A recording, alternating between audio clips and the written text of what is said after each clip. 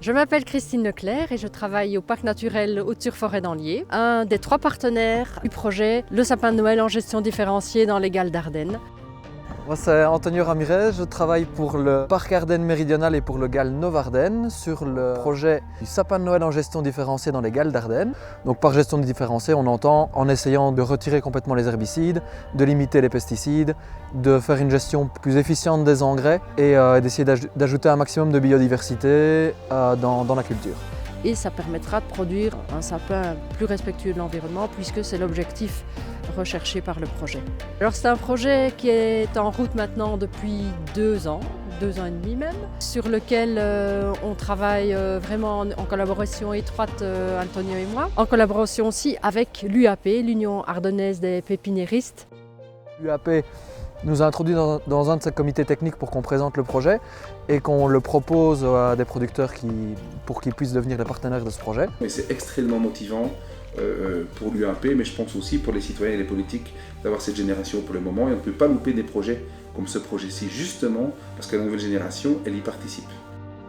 Ce projet est mis en place grâce au financement de l'Europe, parce qu'il s'agit effectivement d'une mesure leader. Donc c'est un programme qui vise l'innovation en milieu rural, le soutien de projets innovants en milieu rural.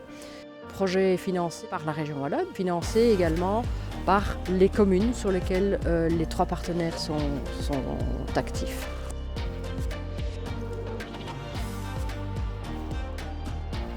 Je pense qu'on ne peut pas non plus nier cette réalité que notre profession amène de 1000 emplois. C'est pas négligeable et ce sont des emplois qui sont assez stables puisque notre production en fait elle est stable. Elle connaît très peu de hauts et de bas aussi, contrairement à ce que parfois les gens peuvent imaginer. Il n'y en a pas partout des sapins de Noël. Et la cartographie l'a montré, hein, la surface est très standardisée. Certains grossissent, d'autres diminuent, changent, arrêtent, revendent, se convertissent, mais in fine la surface totale est sensiblement la même. Il y a beaucoup d'hommes et de femmes qui travaillent à la production de sapins de Noël.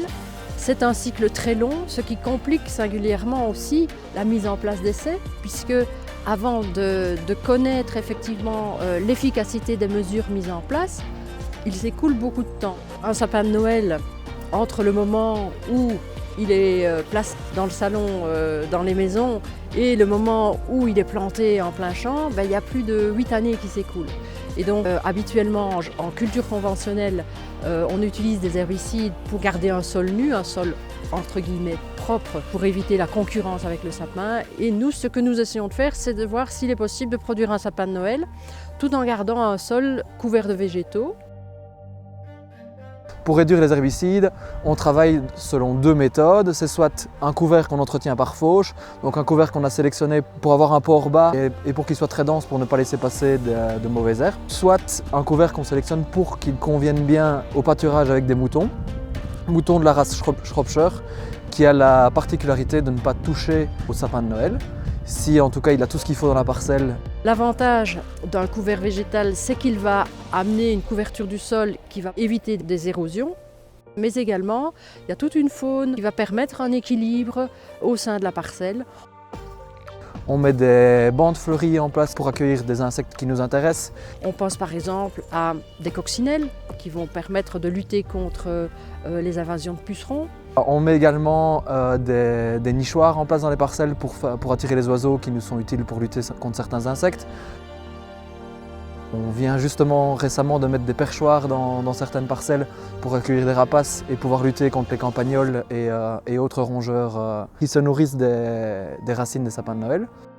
Donc une série de mesures qui va nous permettre de produire un sapin de Noël en utilisant moins d'herbicides, moins de pesticides en général et peut-être aussi moins d'engrais. Et ce volet-là se fait en collaboration avec le centre de Michamp, avec qui on a réalisé toute une série d'analyses de sol. Je suis Richard Lambert, le directeur du centre agri-environnemental de Michamp, donc situé près de Bastogne.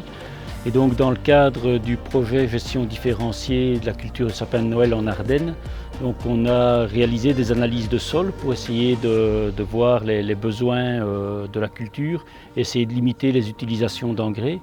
Donc on a pu avoir des résultats quand même assez intéressants pour voir que les cultures étaient quand même bien suivies, sans excès au niveau des fertilisants. Et donc on a fait également des conseils de fertilisation azotée sur ces cultures de sapins de Noël pour essayer de limiter les utilisations d'engrais azotés et donc également la quantité de nitrate qui est susceptible de polluer les nappes. Et donc là aussi on a pu voir que les reliquats en général ne sont pas très élevés après la culture de sapins de Noël. Donc ils sont de l'ordre de ce qu'on peut trouver dans d'autres cultures agricoles comme un peu plus élevé que la prairie peut-être, mais par exemple beaucoup moins que les pommes de terre, le maïs. Et donc on a des reliquats azotés qui sont de l'ordre de ce qu'on peut avoir dans des céréales en Ardennes. Projet qui au départ était prévu sur 3 ans a été prolongé de 2, donc ce qui nous amène à 5 ans. Et qui sait, on l'aura peut-être encore pour un peu plus longtemps afin de pouvoir faire le cycle du sapin de Noël dans sa globalité. Si d'un point de vue morphologique, ça veut dire que le sapin se développe bien, qu'il n'y a pas trop de concurrence avec les mesures proposées et qu'on arrive quand même à avoir un sapin qui soit à la fois beau, bien coloré et économiquement rentable, les essais que nous aurons mis en place auront des suites. Il faut qu'on retrouve la rentabilité malgré un itinéraire technique différent de ce qui s'est fait avant. Donc on aimerait bien pouvoir mesurer l'impact coût de faire de la gestion différenciée et pouvoir peut-être en fin de cycle pouvoir le répercuter sur un coût différencié pour un sapin plus vert.